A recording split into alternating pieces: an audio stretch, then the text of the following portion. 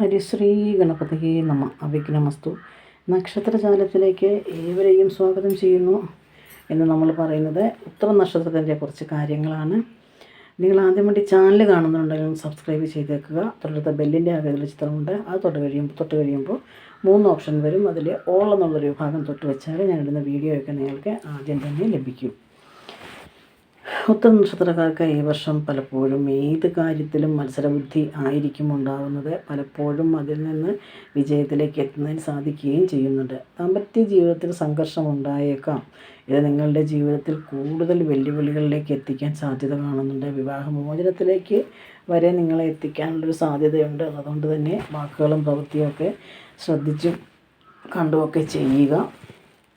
പലപ്പോഴും അധികാരമാറ്റത്തിനുള്ള സമയം കൂടിയാണ് ഈ വർഷം. ജോലിയിൽ നിങ്ങൾ ആഗ്രഹിക്കുന്നത് പോലെ കാര്യങ്ങൾ മുന്നോട്ട് പോകാൻ സഹായിക്കും.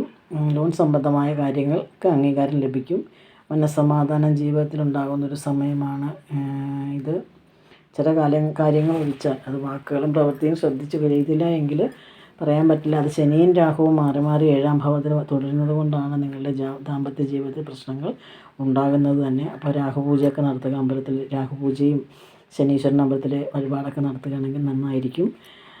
വർഷം അവസാനം നിങ്ങളുടെ ജീവിതത്തിൽ സന്തോഷവും സമാധാനവും ഈ വർഷം കാണുന്നുണ്ട്. ജോലി അന്വേഷിക്കുന്നവർക്കൊക്കെ അത് ലഭിക്കുന്നൊരു സമയമാണ്. സന്തോഷവും സമാധാനം നിലനിൽക്കുന്നതിനൊരു സമയമാണ്. സാമ്പത്തിക സ്ഥിരത ഉണ്ടാകുന്നൊരു വർഷമാണിത്.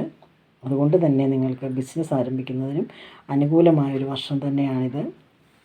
അപ്പോൾ നിങ്ങൾ രാഹുവിൻ്റെ ഇതുള്ള അമ്പലങ്ങളിൽ പോയി രാഹുപൂജ നടത്തുക. അതല്ല ശനീശ്വരൻ അമ്പലത്തിൽ പോയിട്ട് ശനി നെയ്വിളക്കും എള്ളുതിരിയൊക്കെ കത്തിക്കുക. ശനിക്ക് വേണ്ടി വഴിപാടുകൾ നടത്തുക. അടുത്തുള്ള ഭദ്രകാളി ക്ഷേത്രത്തിൽ പോയിട്ട് ചുവപ്പ് റോസാപ്പൂ മാല, ചുവപ്പ് പട്ട ഉടയാടയൊക്കെ വാങ്ങിച്ചു കൊടുക്കുക. അപ്പോൾ അതൊക്കെ നന്നായിരിക്കും. അപ്പോൾ അതൊക്കെ ചെയ്യുന്നത് കൊണ്ട് തന്നെ നിങ്ങൾക്ക് ഈ ഒരു പ്രശ്നത്തിന് കുറച്ചൊക്കെ അയവ് വരും. അതുപോലെ തന്നെ വാക്കുകളും പ്രവൃത്തിയുമൊക്കെ ശ്രദ്ധിച്ചും കണ്ടുമൊക്കെ ചെയ്യുന്നതായിരിക്കും ഏറ്റവും നല്ലത്. അല്ലാതെ എടിപിടി എന്നുള്ള വർത്തമാനങ്ങളും ശ്രദ്ധിക്കാതെയുള്ള വാക്കുകളും ഒന്നും പറയാതിരിക്കുക. അങ്ങനെയൊക്കെ വരുമ്പോഴല്ലേ പ്രശ്നങ്ങൾ ഉണ്ടാകുന്നത്. അപ്പോൾ അതുകൊണ്ട് ശ്രദ്ധിച്ചും കണ്ടുമൊക്കെ കാര്യങ്ങൾ പറയുകയാണെങ്കിൽ കൂടുതൽ പ്രശ്നങ്ങളില്ലാതെ പോകും. ഇപ്പോൾ നമ്മൾ വഴക്കുകളൊക്കെ ഒഴിവാക്കുന്നത് തന്നെയല്ലേ എപ്പോഴും നല്ലത്. പിന്നെ പ്രതീക്ഷകൾ പൂവണിയാനുള്ള ഒരു സമയമാണ്. ലക്ഷ്യബോധത്തോട് പ്രവർത്തിക്കും. ആഗ്രഹങ്ങളൊക്കെ നിറവേറ്റുന്നൊരു സമയമാണ്. വാക്ചാതുര്യത്താൽ തന്നെ ആരെയും വശീകരിക്കാനുള്ളൊരു കഴിവ് നിങ്ങൾക്കുണ്ട്. കർമ്മരംഗത്ത് മുന്നേറ്റമുണ്ടാകും. വിദ്യാർത്ഥികളൊക്കെ പഠനത്തിൽ മികവ് പുലർത്തുന്നൊരു സമയമാണ്. വരുമാനം വർദ്ധിക്കുന്നൊരു സമയമാണ്. വാഹനമില്ലെങ്കിൽ വാങ്ങാൻ ആഗ്രഹിക്കുന്നവരാണെങ്കിൽ ആ ഒരു സമയം നല്ലതാണ്. ഇപ്പോൾ വാഹനം വാങ്ങാൻ പറ്റുന്നൊരു സമയം തന്നെയാണ്. ഇപ്പോൾ ആഗ്രഹം സഫലമാകും. ബന്ധുമിത്രാദികളുടെ സഹായ സഹകരണങ്ങൾ ലഭിക്കാനുള്ളൊരു സാധ്യതയുണ്ട്.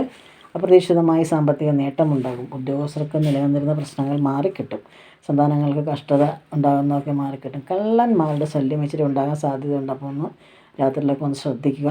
രോഗബാധയ്ക്ക് സാധ്യതയുണ്ട്. വ്യാപാരികൾക്ക് വരുമാനം വർദ്ധിക്കും. കലാരംഗത്ത് പ്രവർത്തിക്കുന്നവർക്ക് പേരും പ്രശസ്തിയും ഉണ്ടാകും. രാഷ്ട്രീയ രംഗത്ത് പ്രവർത്തിക്കുന്നവർക്ക് പദവികൾ വന്നു ചേരും.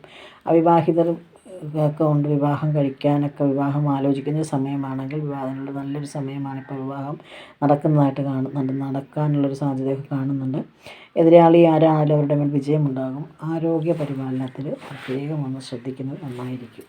അപ്പോൾ ഇതൊക്കെയാണ് നക്ഷത്രക്കാരുടെ കുറച്ച് കാര്യങ്ങൾ പറയാനുണ്ടായിരുന്നത്.